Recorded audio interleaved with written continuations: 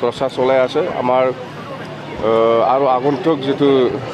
2024 MP নিৰ্বাচন হ'ব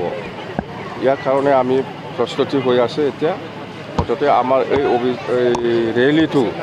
13 তাৰিখৰ পৰা আৰম্ভ হৈছে আৰু 10-12 দিনমান লাগিব শেষ হ'বলৈ ইয়াৰ পিছত আকৌ আমি গাৰ্জেন মিট কৰিম প্ৰত্যেকটা সমষ্টিত এই গাৰ্জেন মিট কৰি পেলাই আমি কিছুমান কথা লৈ মত বিনিময় আমি ইণ্টাৰেকশ্যন প্ৰগ্ৰাম আমাৰ আছে ইয়াৰ পিছত আকৌ ৰাজহুৱা প্ৰগ্ৰাম আছে এনেকৈ প্ৰগ্ৰাম চলি থাকিব আমাৰ আৰু প্ৰমোদ বড়োই এই 3 বছৰত মানে একো কাম কৰিব পৰা নাই জিৰ' আৰু BTCটো ধ্বংস কৰিবলৈ গৈ আছে সেইকাৰণে আমি এতিয়া ৰাইজৰ মাজত সোমাই পেলাই BTC বাচাও প্ৰমোদ বড়ো হাটাও এই অভিযানটো চলাই আছে এইবিলাক কৈ লাভ নাই এই প্ৰমোদ বড়ো আমি 15 বছৰত একটা চিণ্ডিকেট কৰা নাই মই লাভ নাই এইবিলাক কৈ নিজে লাজ লাগিব লাগে সি নিজে শ্ৰীৰামপুৰৰ পৰা নিজে পইচা লৈ আহে কি কৰে প্ৰমোদ বড়ো এইটো কৰি আছে সেইকাৰণে আমাক কৈছে আমি এইবিলাক বস্তু একো নাজানি শ্ৰীৰামপুৰত কি হয় নহয় এইবিলাক বস্তু মই একো নাজানোৱেই 15 বছৰ কোনো ঠাঁচ নাই মই নাজানিছিলোঁ এতিয়াহে শুনি আছে প্ৰমোদ বড়োৱে এনেকুৱা শ্ৰীৰামপুৰ গেটৰ পৰা এনেকুৱা চিণ্ডিকেট কৰি পেলাই পইচা লৈ আহি বুলি এতিয়াহে মই গম পাইছোঁ শ্ৰীৰামপুৰ গেটত এনেকুৱা পইচা পাই বুলি মই আগত জানাই নাছিল কিহৰ এছেম্বলিত আমাৰ MCLA সকল আছে না মই যোৱা নোযোৱা কথা কি আছে ইয়াত দেই থেংক ইউ नोंथांमोननि ससियेल मिडियानि जुगै जे जोंनि रायजो राजाफ्रा दिनै साग्रिद जाबाय जे बबे दोलोखौ सापर्ट खालामबा जोंनि रायजो राजाया मोनसे मोजां फल फैगोन बा मोनसे मोजां BTCखौ परिचालना जागोन निश्चय जोंनि रायजो राजाया दिनै अनुभब जाबाय जायनि फलाव दिनै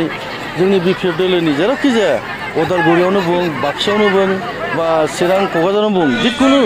समस्थियावनो हाग्रामा सारा जे मेल खुंहैगोन बे मेलाव दलै नोगोरै जोंनि बर' रायजोफ्रा बा जेसेबां जनगोष्ठी दं जोंनि BTCआव राभा होन आदिबासि होन मुस्लिम होन राजबंशी होन नेपाली होन बिहारी होन बाङालि होन बर'जों लोगो बयबो दले दले फैनानै सार हाग्रामानि प्रग्रामावहाय दले दले फैनानै जगदान खालामफैयो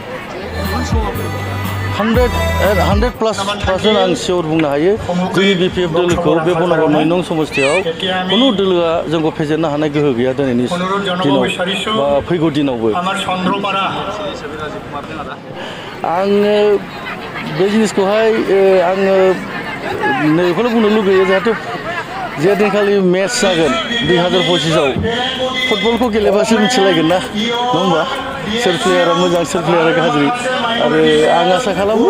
समा फैथोंसै समखौ नेनोसै देनां जोंनि 2025आवसो जागोन BTC निर्बाचना जाहाथे समखौ नेनानै आङो बेनि एन्सारखौ रिप्लाइ होनोसै जोंनि बनागावनि 9 नम्बर बनागाव समस्थिनि रायजो राजाखौ आं बेखौनो खावलायो जाहाथे जोंनि BPF दोलोखौ मोजां मोनग्रा बा जोंनि BPF दोलोनि कर्मकर्ताफोर बयखौबो आं बेखौनो मेसेज होनो लुगैयो बा आह्वान होनो लुगैयो जाहाथे साफ्रोमबो जोंनि रायजो राजाफ्रा फैगौ MP इलेक्सन 2024आव जागोन गोनां बाहायबो जोंनिनो जायखि बिजाथियानो जाया बिथांखौ जोंनिनो रायजो राजाफ्रा दलै नोगोरै भटखौ सोगोन होननानै आङो मिजिं दं 2025 दिनैनि दिनावथ' नोंथांमोना नुगासिनो दं मोनब्रै जिल्लायाव 40टा समस्थियाव सार हाबै दिनै 40टा समस्थियाव हाबनो नागिरदों गथाय हाबै दिनै अलमस्ट 30+ जाबाय बारा गोबां गैला समस्थिया 6-7टासोल' समस्थिसोना बायथ' नोंथांमोना निस्सय मिथिखाना नोंथांमोनाथ' साबसिन मिथिगौ मानो होनोब्ला दिनै दलै नगरै जेरावखि समस्थियाव हाबा सारनि जिखुनु समस्थियाव जेनेरेलैनो होन बा ST रिजार्भआवनो होन दलै नोगोरै दिनै रायजो राजाफ्रा सुबुं गौमा देखायो सारनि प्रग्रामाव बा बिदिखौ मिथियोब्ला जों फैगौ 25आव निस्सय जोङो बिजय जागोन BPF दला पुनरै जों सरकारखौ दागोन होननानै बेथ' खुब लाजिनांथाव बाथ्रा दिनैनि दिनाव फैसा होब्लाबो रायजो राजाखौ लाखिनो हागोन सम्भबानो नङा मानो होनोब्ला बिसोरो